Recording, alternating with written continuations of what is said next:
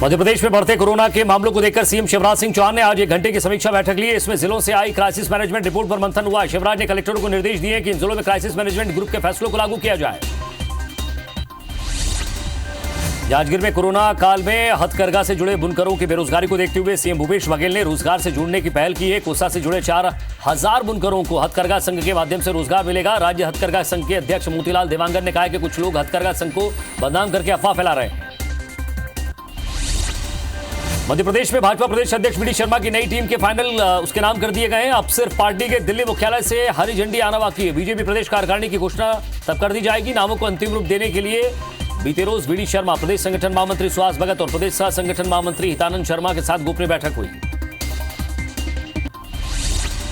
मध्य प्रदेश उपचुनाव में बीजेपी को मिली बड़ी जीत के शिल्पकार बीजेपी के पंचरत्न रहे। पंचरत्न यानी कि मुख्यमंत्री शिवराज सिंह चौहान, ज्योतिरादित्य सिंधिया, केंद्रीय मंत्री नरेंद्र सिंह तोमर, प्रदेश के गृहमंत्री नरोत्तम मिश्रा और भाजपा प्रदेश अध्यक्ष वीडी शर्मा। जबलपुर पहुंचे राम मंदिर के अभियोजक हरिशंकर जैन का कहना है कि अब मथुरा और काशी के लिए भी अदालत की लड़ाई लड़ी जा रही है। अधिवक्ता जैन का कहना है कि देश में तकरीबन 3000 ऐसे मामले हैं जहां हिंदू मुस्लिम के बीच जमीन को लेकर विवाद चल रहा है, लेकिन जरूरी है कि जो महत्वपूर्ण जगह है उन्हें विवाद से मुक्त कराया जाए। एमपी में कांग्रेस के विचार विभाग के अध्यक्ष भूपेंद्र गुप्ता ने बीजेपी सरकार के गौ कैबिनेट और गौ संरक्षण को लेकर हो रहे कामों को लेकर निशाना साधा है। उन्होंने कहा कि बीजेपी तो सिर्फ नारों में गौ सेवा और गौ संरक्षण की बात करती है, हम तो वास्तव में गौ सेवा करते हैं।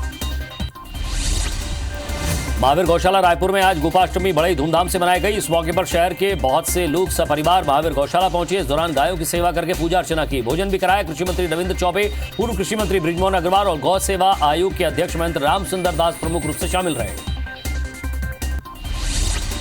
राज्यसभा सांसद रामविचार नेताम ने केंद्रीय संचार मंत्री रविशंकर प्रसाद को पत्र लिखा है, जिसमें उन्होंने बलरामपुर रामानुजगंज में बीएसएनएल और अन्य दूरसंचार कंपनियों के कमजोर नेटवर्क होने की समस्याओं से अवगत कराया है।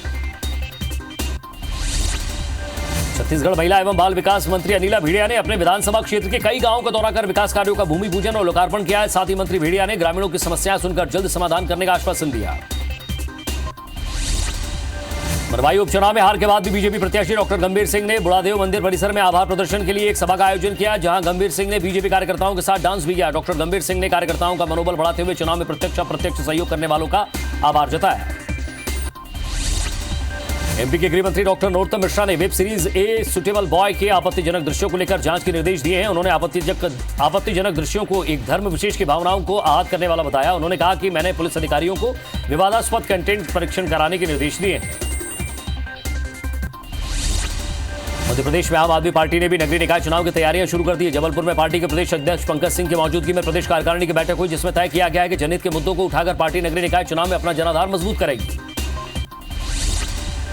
मध्य प्रदेश के गृह मंत्री डॉक्टर नरोत्तम मिश्रा अपने विधानसभा क्षेत्र दतिया पहुंचे, जहां उन्होंने बुंदेला कॉलोनी सड़क का शिलान्यास किया। वहीं कोली समाज द्वारा आयोजित झलकारी बाई जयंती कार्यक्रम में शामिल हुए। इसके बाद उन्होंने योग एवं ध्यान केंद्र का लोकार्पण किया।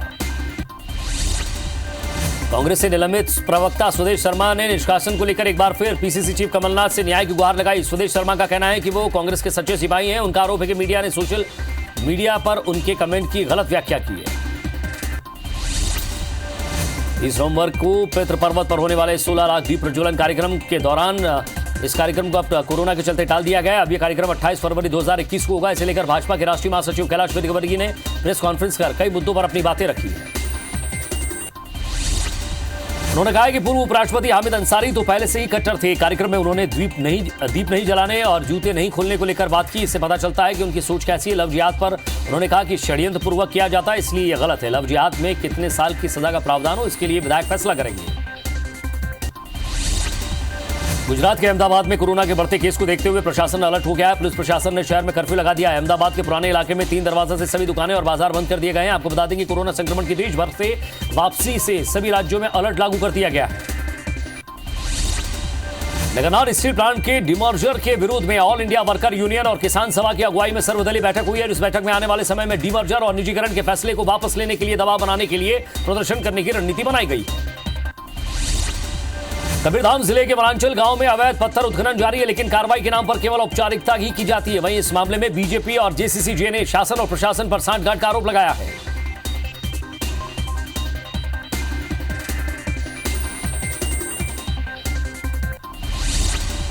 धमतरी जिले के मौजगंज में 1.5 करोड़ की लागत से बन रहा पुल 4 साल बीतने के बाद भी पूरा नहीं हो पाया और इससे जिला प्रशासन और ठेकेदार के लोगों के प्रति संजीदगी साफ नजर आती है। वहीं इस रास्ते में केंद्रीय विश्वविद्यालय और रेस्ट हाउस पड़ता है। आसपास के दर्जनों गांव के लोगों को लेट लतीफी से काफी परेशानी हो रही है। मध्य प्रदेश सरकार के एंटी माफिया मुहिम के तहत इंदौर शहर में 5वें दिन भी गुंडे बदमाशों के मकानों को ध्वस्त किया गया। शहर के खजराना क्षेत्र में लिस्टेड गुंडे नवाब खान, शादाब खान, अकरम खान और फरहान खान के अवैध निर्माण को तोड़ा गया है। जबलपुर में कांग्रेस नेता गज्जू उर्फ गजेंद्र सोनकर को जेल भेजने के बाद रविवार की सुबह नगर निगम ने उनके अमले ने साथ में मिलकर निर्माणों को ध्वस्त किया। सरकारी जमीन पर कब्जे के दस्तावेज सामने आने के बाद जिला प्रशासन और नगर निगम ने संयुक्त मुहिम चलाते हुए सोनकर के अवैध ठिकानों पर बुलडोजर चलाया।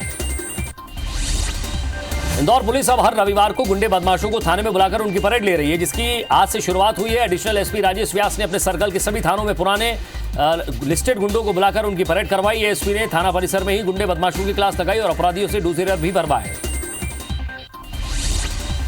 वहीं दूसरी ओर शहर के बीजेपी नेता गोपी नेमा के घर पर हमला करने वाले बदमाशों का छतरीपुरा पुलिस ने जुलूस निकाला। बदमाशों ने जहां हमला किया था वहां ले जाकर उठक बैठक भी लगवाई। होशंगाबाद के इटारसी में जीआरपी की लापरवाही सामने आई है। कर्नाटक एक्सप्रेस में सफर कर रहे एक युवती की मौत पर रेलवे पुलिस कर्मियों ने शव को उतारकर झोपड़ी में रखकर घर चले गए। दूसरे दिन जब परिजन पहुंचे तो वहां शव देखा जिसे चूहे कुतर रहे थे। परिजनों ने इसकी शिकायत रेलवे अधिकारियों से की। ग्वालियर में जय आरोग्य अस्पताल के आईसीयू में शनिवार को आग लगने से 2 मरीजों की इलाज के दौरान मौत हो गई है। मामले में कमिश्नर ने जांच के आदेश दिए। गुस्साए परिजनों ने अस्पताल पहुंचकर लापरवाही का आरोप लगाते हुए सांसद विवेक शेजवलकर के घर के बाहर चक्का जाम किया। गोरेला में सड़क किनारे एक युवक की संदिग्ध परिस्थितियों में लाश मिली है। मृतक की शिनाख्त पतेरा टोला निवासी राजेंद्र पुरी और भैयू के रूप में हुई है। मौके पर पहुंची पुलिस ने मर्ग कायम कर संदेही को हिरासत में ले लिया है। जांजगीर चांपा की मुलमुला पुलिस ने पिता को मौत के घाट उतारने वाले नाबालिग बेटे को गिरफ्तार कर लिया है। दरअसल मृतक उत्तरा केवट शराब पीने का आदी था और नशे में अक्सर बेटे के साथ मारपीट करता था, जिससे त्रस्त होकर नाबालिग ने पत्थर से अपने पिता की हत्या कर दी। तखतपुर के पाली गांव में नाबालिग के साथ बलात्कार की घटना सामने आई है, जहां आरोपी ने दादा के घर से लौट रही नाबालिग को उठाकर अपने घर ले गया और उसके साथ बलात्कार किया। वहीं परिजनों की शिकायत पर पुलिस ने आरोपी को गिरफ्तार कर लिया है। उज्जैन की नानाखेड़ा थाना पुलिस और साइबर सेल की टीम ने अलकनंदा कॉलोनी में चल रहे देह व्यापार का पर्दाफाश किया है। साथ ही 4 महिला और 7 पुरुषों को आपत्तिजनक हालत में गिरफ्तार किया है। पुलिस को मुखबिर से सूचना मिली थी, जिसके बाद पुलिस ने एक सदस्य को ग्राहक बनाकर भेजा और इस सेक्स रैकेट का भांडाफोड़ किया। फिंगेश्वर पुलिस ने नाबालिग का आपत्तिजनक वीडियो वायरल करने वाले प्रेमी और ब्लैकमेल करने वाले 2 नाबालिग आरोपियों को गिरफ्तार किया है। मुख्य आरोपी सोमनाथ साहू लालपुर का रहने वाला है। आरोपी और नाबालिग के साथ प्रेम संबंध था, बाद में मनमुटाव होने से आरोपी ने इस तरह की हरकत की।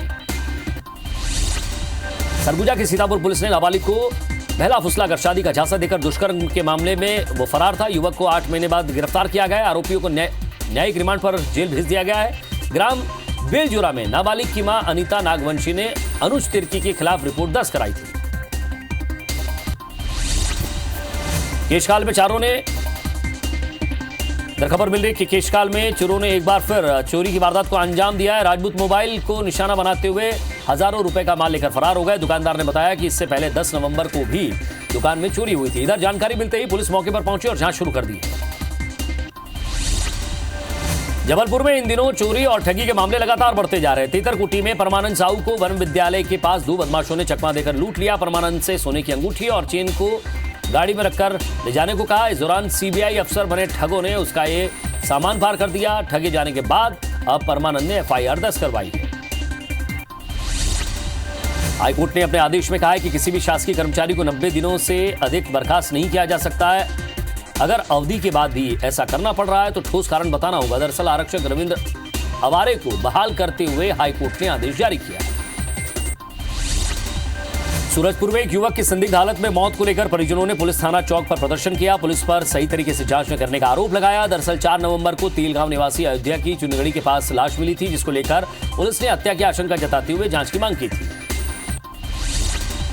कोटा के अमाली लमेरपारा में जमीनी विवाद को लेकर बड़े भाई ने अपनी छोटी बहन की हत्या कर दी और खुद थाना पहुंचकर पुलिस के सामने सरेंडर कर दिया है। वहीं पुलिस ने मौका वारदात पर जाकर उसे गिरफ्तार कर लिया। सीहोर के शांतिनगर क्षेत्र में खेल में गोली चलने से एक लड़की घायल हो गई है, जिसे प्राथमिक उपचार के बाद उसे भोपाल रेफर किया गया। लड़की अपने बुआ के घर पर घूमने आई थी। सूचना मिलते ही पुलिस मौके पर पहुंची और जांच शुरू कर दी है। कटनी में मार्बल खदान में काम करने जा रहे एक मजदूर को तेज रफ्तार कार ने जोरदार टक्कर मार दी और ड्राइवर कार लेकर फरार हो गया। स्थानीय लोगों की मदद से मजदूरों को अस्पताल में भर्ती कराया गया। फिलहाल पुलिस ने कार ड्राइवर की तलाश शुरू कर दी है। बलरामपुर की विजयनगर पुलिस ने एक ऐसे बाइक चोर गिरोह का खुलासा किया है जिसमें गिरोह के सभी सदस्य नाबालिग हैं और इनकी उम्र महज 11 से 13 साल है। पुलिस ने गिरोह के 2 नाबालिग सदस्यों को गिरफ्तार किया है, जिनमें 9 बाइक चोरी करने की बात उन्होंने कबूली है। धमतरी कोतवाली पुलिस ने नशीली दवा बेचने वाले मेडिकल स्टोर संचालक को गिरफ्तार किया है। साथ ही मेडिकल से बड़ी मात्रा में नशीली दवाइयां बरामद की है। दरअसल आरोपी नदीम खान बिना डॉक्टर पर्ची के प्रतिबंधित दवाइयां बेचता था, जिसकी शिकायत पुलिस से की गई थी। इंदौर की छतरीपुरा थाना पुलिस ने बर्तन दुकान कर्मचारी के साथ हुई लूट का खुलासा किया है। साथ ही 3 आरोपियों को गिरफ्तार किया है, जिसमें से एक आरोपी दुकान का कर्मचारी निकला है। पुलिस ने आरोपियों से लूट के 2 लाख रुपए भी बरामद किए। लूट में शामिल 2 अन्य बदमाश अभी भी फरार हैं, जिनकी तलाश जारी है। मुरैना में पुलिस और प्रशासन की टीम मास्क नहीं पहनने वालों पर कार्रवाई कर रही है, लेकिन पहले दिन जहां 50 रुपए का चालान कट रहा था, वहीं दूसरे दिन से मास्क नहीं पहनने वालों से 100 रुपए वसूले जा रहे हैं और मास्क भी नहीं दिया जा रहा है, जिससे कार्रवाई पर सवाल उठ रहे हैं। जगदलपुर में शासकीय अर्धशासकीय वाहन चालक संघ की संभागीय स्तरीय बैठक हुई और इस बैठक में 5 सूत्री मांगों को लेकर आंदोलन करने की रणनीति बनाई गई है। वाहन चालक संघ के प्रांत अध्यक्ष ने बताया कि वाहन चालक संघ 3 साल से आंदोलन कर रहा है, लेकिन एक भी मांग पूरी नहीं हो पाई है। सीहोर की जयश्री गायत्री फूड फैक्ट्री में खाद्य एवं औषधि विभाग ने छापा मारा और इस दौरान राजस्व विभाग, पुलिस विभाग और प्रदूषण विभाग की टीम भी मौजूद रही और इस फैक्ट्री में पनीर, घी, मक्खन जैसे अन्य दूध पर आधारित उत्पाद बनाए जाते थे। खाद्य विभाग ने फैक्ट्री में निर्मित उत्पादों की जांच के लिए सैंपल भेज दिया है। मुरैना में अनाज खरीदी केंद्रों पर किसानों की फसल की खरीदी नहीं हो रही है। परेशान किसानों ने सड़क पर जाम करने के साथ कलेक्टर बंगले का घेराव किया। इसके बाद कलेक्टर ने कुछ सोसाइटियों का निरीक्षण कर व्यवस्था में कमी पाए जाने पर 2 सोसाइटी को नोटिस भी थमाया। हालांकि कलेक्टर ने अधिक संख्या में किसानों के पहुंचने को ही अव्यवस्था का कारण बताया। खंडरा के बचरवार गांव में धान की गहाई करते समय थ्रेशर और ट्रैक्टर में आग लग गई, जिससे ट्रैक्टर जलकर खाक हो गया। साथ ही कटी धान की फसल जलने से किसान को भी नुकसान हुआ है। बताया जा रहा है कि ट्रैक्टर का इंजन गर्म होने के कारण आग लगी। कटनी के शासकीय तिलक कॉलेज के एनसीसी कैडेट्स ने एनसीसी दिवस मनाया और जिला अस्पताल में रक्तदान कर मानवता का संदेश दिया, जिसमें बड़ी संख्या में कैडेट्स ने हिस्सा लिया। वहीं एनसीसी कैडेट्स कैप्टन सरदार दिवाकर ने भी रक्तदान किया। पर्यटन, पर्यावरण और महिला सशक्तिकरण को बढ़ावा देने के लिए 15 महिला बाइकर्स का दल कान्हा किसली पहुंचा है। करीब 1500 किलोमीटर की यात्रा के दौरान सफर में पड़ने वाले गांव कस्बों में बाइकर्स पर्यटन, पर्यावरण के साथ ही महिला सशक्तिकरण के लिए लोगों को जागरूक भी करेंगे। कबीरधाम के बंसापुर में गर्भवती महिला का डायल 112 वाहन में सुरक्षित प्रसव कराया गया। प्रसव के बाद दोनों को सेहमालगी के उप स्वास्थ्य केंद्र में भर्ती कराया गया है, जहां जच्चा और बच्चा दोनों स्वस्थ हैं। कवर्धा के भूरमदेव शक्कर कारखाने में बॉयलर पूजन के साथ एक सत्र में पेराई का काम शुरू करने की औपचारिकता पूरी की गई है। किसानों से गन्ना की खरीदी दिसंबर के पहले सप्ताह में की जा सकती है। किसान संघ भी 1 दिसंबर से गन्ना खरीदी की मांग कर रहे हैं। 10,000 से अधिक शेयरधारी किसानों ने 16,000 एकड़ में गन्ना लगाया था। बलरामपुर जिले में बेमौसम हुई बारिश किसानों के लिए आफत बनकर आई। अचानक बरसात होने से किसानों की धान की फसल भीग गई, जिससे किसान चिंतित थे। दरअसल किसानों ने फसल को काटकर खेतों में गाय के लिए रखा था। छत्तीसगढ़ में अब ठंड भी दस्तक दे चुकी है। आने वाले दिनों में प्रदेश के उत्तरी इलाकों में ठंड पड़ सकती है। 2 दिन बाद प्रदेश में 3 से 4 डिग्री तापमान में गिरावट आ सकती है। आपको बता दें कि प्रदेश के रायपुर, दुर्ग और बिलासपुर संभाग में तापमान में गिरावट दर्ज की गई है।